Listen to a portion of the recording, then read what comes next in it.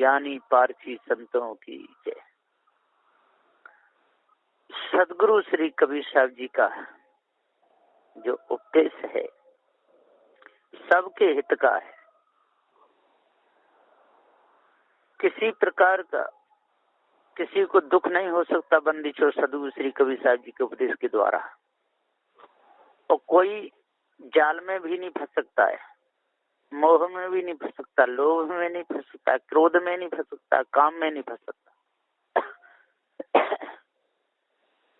Where को सबसे छूटने का उपदेश है। बहुत ही सुंदर और निर्मल निदाग उपदेश है बंदी छोड़ सदगुरु श्री कबीर साहब जी का। जो भी इस उपदेश को अपने हृदय में उतारेगा उसका एकदम पवित्र बहुत सुंदर हृदय हो जाएगा। कभी भी उसके हृदय में कालमा प्रवेश नहीं करेगी, किसी भी प्रकार का कोई धोखा भी प्रवेश नहीं करेगा। सदगुरु श्री कबीर साहब जी ने जब जब उपदेश दिया तो सत्य का दिया, छूटने का दिया, और किसी को भी धोखे में नहीं फंसाया। बंदिशो सदगुरुदेव जी ने इतना बड़ा उपकार किया। जड़ चेतन का भेद बताया और किसी की निंदा चुगली बुराई नहीं की। जो मानंदी थी झूठी इसमें फंसे थे, उस मानंदी का खंडन किया, विषय वासना का खंडन किया, भ्रम भूल कल्पना का खंडन किया, मोहमता आसक्ति का खंडन किया, लेकिन जीव का नहीं किया, क्योंकि जीव तो अजर अमर अखंड है। जीव के ऊपर कोई ईश्वर परमात्मा है ही नहीं। तो सदगुरुदेव जी कहते हैं रमेनी नंबर 34 में कि पढ़े पढ़े पंडित करु चतुराई, निज मुक्ति मोहि कहु समझाई। हे पंडित हो, हे ज्ञानी हो, विद्वान हो, आप लोग बहुत चतुराई करते हो, सबको ज्ञान बताते हो, ऊंचे ऊंचे सिंहासनों पर बैठ जाते हो, भाषण भी बड़े लंबे चौड़े देते रहते हो, लेकिन निज की मुक्ति तो बताओ कैसे होगी? क्या इस विषय वासना में फंस करके मुक्ति होगी? कि माला संग घड़ियाल बजाने से मुक्ति होगी? कि संसार को लूट लूट करके अपना घर परिवार बनने से मुक्ति होगी? ऐसी कोई मुक्ति होती है? ऐसे मुक्ति हो जाए तो सबकी मुक्ति हो जानी चाहिए। सदगुरु श्री कबीर साहब जी कहते हैं कि हे पंडित जनों, तुम लोग वेद शास्त्र प्राणाद वाणियों को और 14 विद्यादि को अध्ययन करके व उन्हीं अनेक विद्वानों को बारंबार विद्याओं को फेरते रहते हो। पढ़ पढ़ करके लोग विख्यात पंडित महापंडित चतुर्वेदी षट शास्त्री महामहोदयोपाध्याय विद्यावाधिन इत्यादि पढ़ उपाधि समलंकृत प्रतिष्ठित हुए हो। विद्याओं को पढ़ पढ़ कर पंडित बन के अनेक प्रकार की चतुराई को प्रदर्शित करते हो। चतुर चालाक वाचाल बनकर अपनी बुद्धि की विशेषता बतलाते हो, घमंड करते हो और वेद शास्त्रादि वाणी के प्रमाण से तर्क वितर्क आदि द्वारा कोई एक जगत करता ब्रह्म ईश्वरादि प्रतिपादन करते हो। वैसे ही अनेक कल्पित बातों का वर्णन करके उसी का जनता में प्रचार भी करते फिर रहे हो। अतएव अब तुम्हारी मुक्ति के खास मुख्य सिद्धांत की बात तो मुझे समझा कर कहो कि तुम्हारे निज अपनी ही गति मुक्ति कैसे, किस प्रकार से और कब और कहाँ होगी कि नहीं होगी? क्योंकि लोभ काम क्रोध मोह भय आशा तृष्णाद विकार मोह ममताद विषयाशक्ति वाणी कल्पनादि का महाबंधन अभी तक तो तुम्हारा कुछ भी छूटा नहीं, और उन भव बंधनों को अब भी स्वार्थी लोलुप होने से छोड़ना भी तो नहीं चाहते हो, और त्यागी बैरागी संतों की होड़ करना चाहते हो। साधु संतों से तर्क वितर्क करते हो, साधु संतों के पास में आकर के बड़ी लंबी चौड़ी बात मानते हो, और साधु संतों के बराबर बैठ भी जाते हो, और साधु संतों से भेंट भी ले लेते हो, है? शर्म आनी चाहिए। कहाँ त्याग वैराग और कहाँ ममता आसक्ति, कोई मेल ही नहीं है। बड़े बड़े संतों के पास में जा करके बड़े विद्वान बन करके बैठ जाते, बराबर पे बैठ के पूजा तक ले लेते। सदुदेव जी कहते हैं फिर तुम्हारी निज की ही मुक्ति कैसे होगी? तुम्हारे सिद्धांत में मुक्ति को किस प्रकार से माना है? मुक्ति कैसी होती है? किसकी मुक्ति होती है? मुक्ति में जीव किस रूप में कहाँ रहता है? इत्यादि सब बातों का विस्तार से खुलासा करके हमसे कहो। यदि ब्रह्म ईश्वराद प्राप्ति से अपनी मुक्ति मानते हो तो सुनो, एक तो वह जीव ही कल्पना वाणी मात्र का कथन है, दूसरा निराकार निर्गुण सर्वव्यापक माना है, वैसी वस्तु ही कुछ नहीं। फिर तुम्हें वह प्राप्ति भी तो कैसे होगी? कल्पित कर्ता की प्राप्ति न होने से और ब्रह्म ईश्वर आदि की जगत उत्पत्ति प्रलय का कारण अधिष्ठान होने से भी तुम्हारी मुक्ति नहीं होगी। हे पंडित, जब तुम्हारी ही मुक्ति नहीं हुई तब तुम्हारी चतुराई वाणी उपदेशाद से और लोगों की क्या कैसे गति मुक्ति होगी?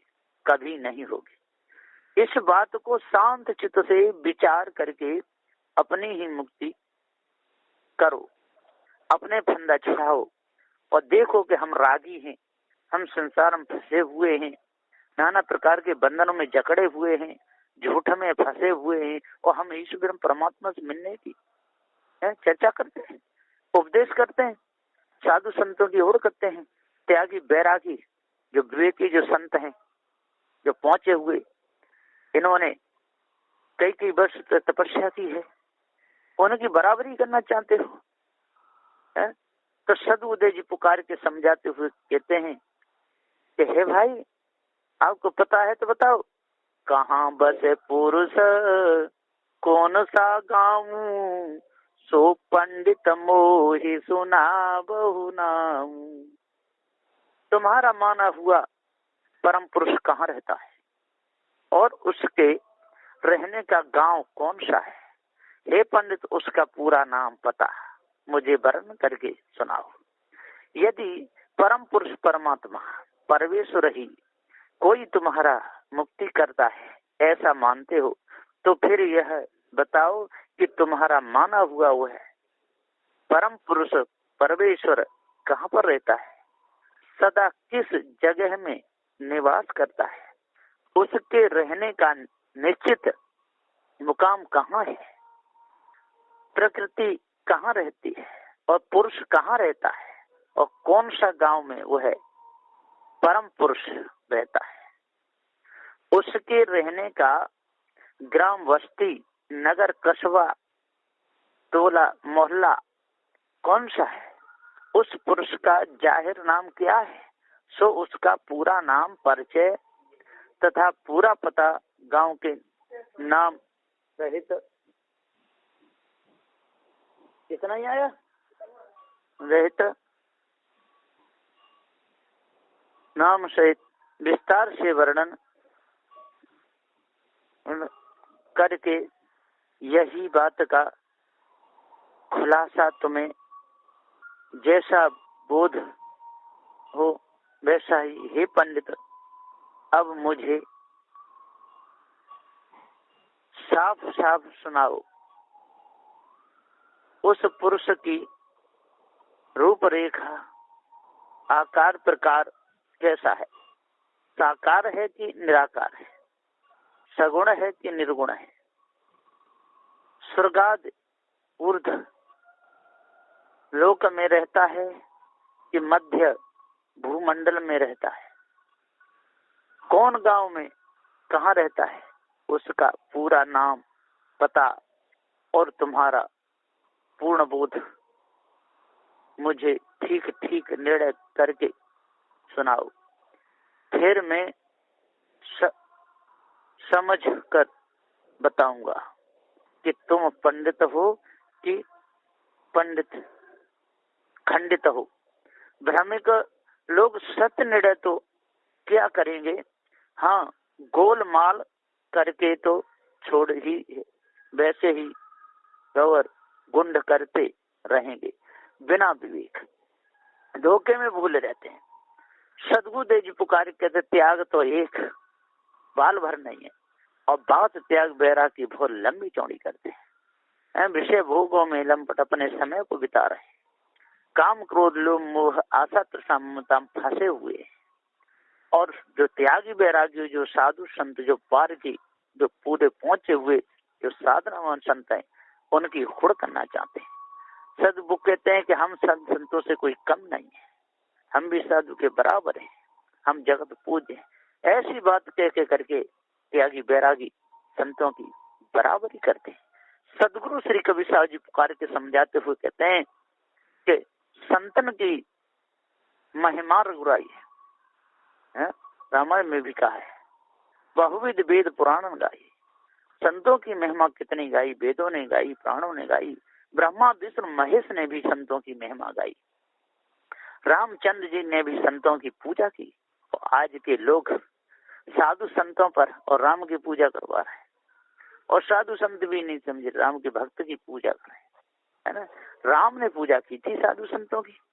आज राम होते तो कितने बड़े लज्जित होते कि देखो साधु संत त्यागी बैरागी मेरी पूजा कर रहे हैं, है ना।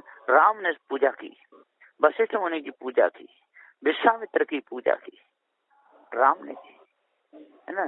वन में गए, वाल्मीकि की पूजा की, रामचंद्र जी ने की। रामचंद्र जी ने साधु संतों को अपने सिर पे सर्वोपरि माना।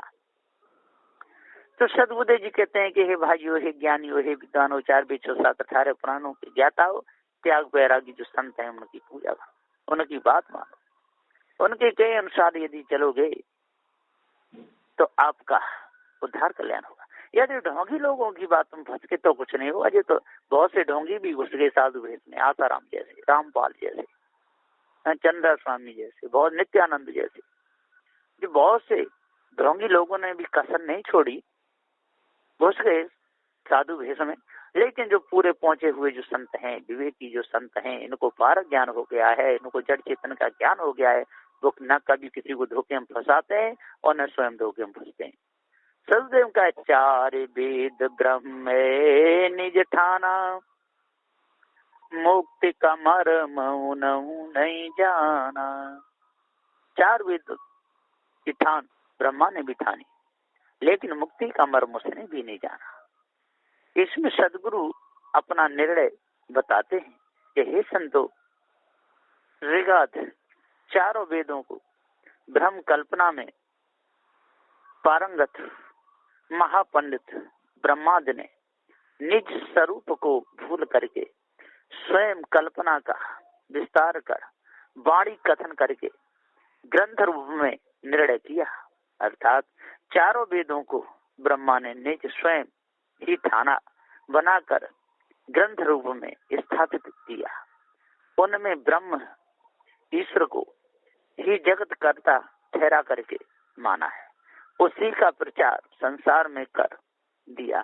तब पश्चात वालों ने ब्रह्मा को ही सर्वश्रेष्ठ स्वयंभू सृष्टिकर्ता के रूप में कल्पना करके मान लिया, परंतु यथार्थ स्वरूप स्थिति करके सर्व जड़ाध्यास भव बंधनों से रहित हो जीवन मुक्त होने का, ऐसी वास्तविक मुक्ति के मर्म भेद को तो उन ब्रह्माद गुरबा लोगों ने भी बिल्कुल ही नहीं जाना।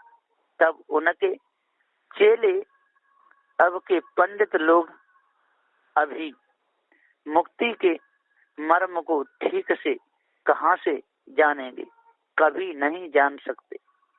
इसी से तो भ्रम कल्पना से अन्यंत्र 4 मुक्ति आदि मानकर धोखे में पड़े हैं।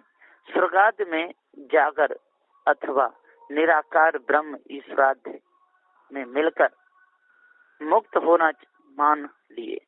इस प्रकार से तो किसी की वास्तविक मुक्ति न हुई है और न हो सकती है।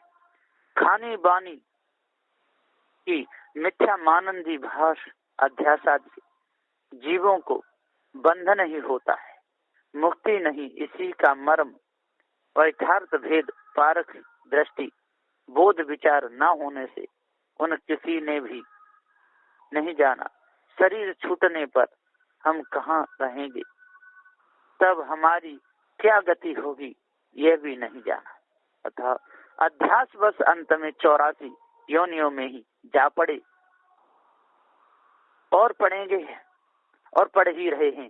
सदगुरु श्री कविशाह जी पुकार के समझाते हुए कहते हैं कि हे ज्ञानी विद्वानों, 4 वे 6 7 18 पुराणों के ज्ञाता हो, जब तक आप अच्छे प्रकार से भली भांति अपने आप को नहीं जान सकते, तब तक आपकी गति मुक्ति किसी प्रकार से हो ही नहीं सकती है। दान पुण्य उन बहुत बखाना, अपने मरण की खबर न जाना। दान पुण्य आदि कर्म मार्ग हो तो उन ब्रह्मांड पंडितों ने बहुत ही वर्णन करके कहा, किंतु अपने स्वरूप का मर्म और अपने मरण रूप मुक्ति के विनाश ब्रह्म भूल की तो उन लोगों ने बिल्कुल ही खबर नहीं जानी। धोखे में ही पूरा समय बर्बाद कर दिया। वास्तव में मुक्ति का मर्म जानने के कारण ही अबोध धार्मिक होकर के उन कर्म कांडी पंडित ब्रह्मादि गुरबा लोगों ने कर्म श्रुति फल श्रुति के द्वारा वेदादि प्रमाण से दान, अन्न दान, वस्त्र दान, द्रव्य दान, भूमि दान इत्यादि ब्रह्मादि को दान करके देने से पुण्य अधिक धर्म महान पुण्य लाभ होगा। उस दान पुण्य के प्रताप से अंत में 7 स्वर्ग ब्रह्मलोकाद में जाकर बहुत काल तक सुख भोग मिलेगा इत्यादि रोचक वाणी खूब सुनाई। वही कथन वेद शास्त्रादि ग्रंथों में भी मिल दिया। सम्मुख में भी उसी दान पुण्यादि कर्म मार्ग की महिमा बहुत बहुत वर्णन करके बताई, परंतु उन ब्रह्मादिकों ने अपने चैतन्य पारख स्वरूप का भेद तो सर्वथा जाना ही नहीं। ब्रह्म भूल कल्पना धोखा जड़ाध्यास यही हमारे हंस पद का विनाशक मरण रूप काल है। यह खबर भी बिल्कुल ही नहीं जानी और अपने शरीर का मरण विनाश देहांत रूप मृत्यु होने पर जड़ाध्यास वासनाओं में बधे अपने जीव की क्या हालत होगी, क्या गति स्थिति होगी, कहाँ निवास होगा, तब कैसे बीतेगी, कहाँ क्या कैसे कर्म फल होगा इत्यादि मूढ़ बातों, इन गूढ़ बातों की खबर भी तो उन लोगों ने रत्ती भर नहीं की। यथार्थ बात कुछ नहीं जानी, इस ओर कुछ विचार ही नहीं किया, इसलिए अपने अज्ञान दशा रूप मरण की भी खबर नहीं जानी। दान पुण्याद से हमारी यथार्थ मुक्ति नहीं होगी तो फिर कैसे कर्म से दूसरे लोगों की कैसे क्या मुक्ति होगी, यह भी तो नहीं जाना। अमर जीव का विनाश तो कभी नहीं होता है, परंतु जड़ा ध्यासी बद्ध हो 84 योनियों में जाकर दुख भोगते रहते हैं बिना पारख। ये अर्थ सदगुरुदेव जी पुकार के समझाते हुए कहते हैं कि एक नाम है जग अगम गंभीरा, साहवा अस्थिर दास कबीरा। गुरबा लोग कहते हैं कि एक अद्वैत ब्रह्म परमात्मा एकाक्षरी नाम यही ओमकार रूप प्रणव बीज मंत्र है। ओम यह एकाक्षर शब्द ब्रह्म ही है। कोई ओम कहकर शरीर त्यागे तो वह परम गति को प्राप्त होता है, ऐसा कहा है। ओम ब्रह्म यह एक ही नाम सब सार का सार है, परंतु वह ओम ब्रह्म परमात्मा अगम मन बुद्धि वाणी से परे, उस किसी के गम पहुँच पहचान पता में न आने वाला होने से अगम अपार अथाह है, गंभीरा बहुत ही गहरा विकट जटिल गंभीर अत्यंत सूक्ष्म है। ऐसा ब्रह्म परमेश्वर सर्व समर्थ मालिक है। उसके सदा ओम राम आदि नाम स्मरण करते रहने से ही गति मुक्ति होती है इत्यादि महिमा बताकर उपदेश दृढ़ किए और कराए। इसलिए वैसी मानंदी दृढ़ करके वहाँ ही कल्पित ब्रह्म ईश्वरादि के पास भावना के रूप में मिलकर एकाकार होके योगी ज्ञानी भक्त गुरबा लोगों के दास चेले अधीन बने हुए कबीरा अबोध जीव संसारी भक्त उपासक लोग दास भाव से भक्ति आदि साधना करके उसी मानंदी में अस्थिर ठहरे स्थिर शांत हुए और बाकी के सब लोग भी उसी में स्थिर होना चाहते हैं, सब उसी के दास कहलाए। किंतु महान भ्रम धोखे में पड़े गाफिल हुए, क्योंकि एक नाम ब्रह्म अगम गंभीर है ऐसा अनुमान करके गुरबा लोगों ने कहा। तब उनके दास बन के अबोध जीव सब उसी में मिलके स्थिर होना चाहते हैं, परंतु जो गम में नहीं आता, जिसका था ही नहीं मिला, वेद भी नेत नेत कहकर हारा, तो भला ये लोग उसमें कैसे स्थिर होंगे? कल्पना में कैसे मिलेंगे? कभी नहीं मिलेंगे। जब उसका कहीं ठौर ठिकाना ही नहीं है, तब उसमें मिलना स्थिर होना दुराशा के सिवाय और क्या है? इसलिए जड़ाध्यास में चंचल बद्ध जीव आवागमन चक्र में ही सदा से पड़े हुए हैं और उसी में पड़ते रहेंगे। पारख बोध प्राप्त कोई कोई निर्जीव ही निज स्वरूप में स्थिर मुक्त होंगे। सदगुरुदेव जी पुकार के समझाते हुए कहते हैं कि चिऊटी जहां न चढ़ सके, राई ना ठहराए, आवागमन की गम नहीं, तहाँ सकलों जग जाए। इस 34 नंबर की रामायण में सदगुरुदेव जी पुकार कर कहते हैं इस साखी में कि गुरमुख बाणी रूप चिऊटी,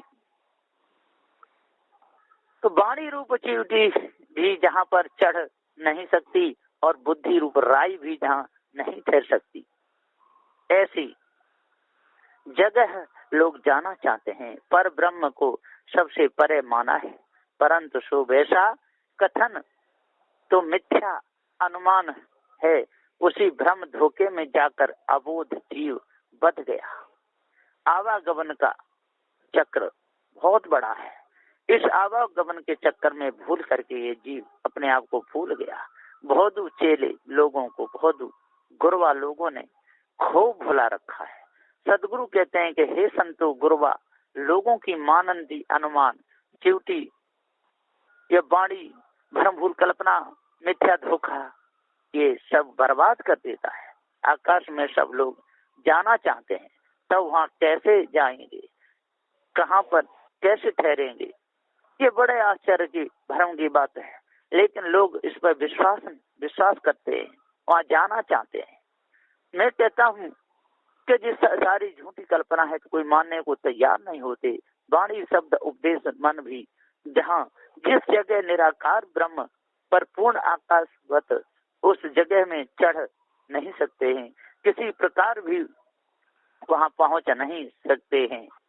सूक्ष्म अति सूक्ष्म वृत्ति संकल्प भी वहाँ प्रवेश कर नहीं सकता है और राई बुद्धि विचार निश्चय करने की शक्ति राई अबोध कल्पना मात्र है, उस ब्रह्म स्वरूप में नहीं ठहर सकती है। ब्रह्म को निश्चल करने में बुद्धि असमर्थ है, तब फिर सो ब्रह्म क्या वस्तु है? कुछ नहीं, मिथ्या भ्रम अनुमान ही तो है। किंतु भ्रमवश जाकर सब उसी मिथ्यामानंदी में बद्ध हुए, औरों को भी भ्रमा भुलाकर उसी धोखे में बांध रहे हैं। आवागमन की चक्की में सारा संसार पिसा जा रहा है, धोखे में बेचारे तड़पा रहे हैं, सत्य न्याय निर्णय पर नहीं चल पा रहे, ब्रह्मादि के और वेद के भी गम में वह नहीं आया। तभी नेत श्रुति कहा, ऐसा वह अगम है, यही अद्वैत ब्रह्म सिद्धांत वेद वेदांत में ठहराया, तथा वही उसी ब्रह्म में जगत के सकल अबोध जीव भ्रमिक हो करके जाना, पहुंचना, मिलना, प्राप्त करना चाहते हैं। ब्रह्म चक्र में पड़ के वाणी धारा में बहते ही चले जा रहे हैं। परंतु विचार करिए, जाने आने का मार्ग ही जहाँ पर नहीं है, वहाँ कोई कैसे करके जाएगा, कैसे पहुँचेगा? नहीं पहुँचेगा, नाहक में धोखा खाएगा। जिसे मन बुद्धि वाणी से परे कहा, वह भी मन बुद्धि वाणी का ही विषय है, क्योंकि ब्रह्म वैसा है कह के मन ही से कल्पना व संकल्प किया, वही बुद्धि से निश्चय भी किया, और फिर वाणी द्वारा ही इस प्रकार कथन करके बाहर औरों से वर्णन किया, उपदेश भी दिया।